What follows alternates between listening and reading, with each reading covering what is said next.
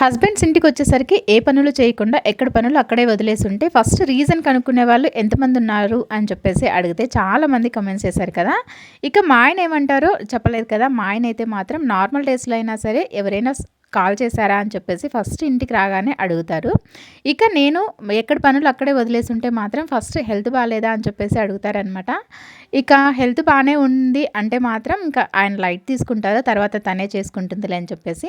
Health బాగాలేదు అని తెలిస్తే మాత్రం ఆయన వరకు ఆయన చేతనైంది అవి చేస్తారనమాట. అంటే ఇలా సామాన్లు కడగడము, కసువులు ఇవన్నీ చేయరు కానీ వంట వరకు మాత్రం హెల్ప్ చేస్తారు. వంట ఆయనే చేసి పెడతారు. అది కూడా నాకు ఇష్టమైన వంటలు అయితే చేసి పెడతారనమాట.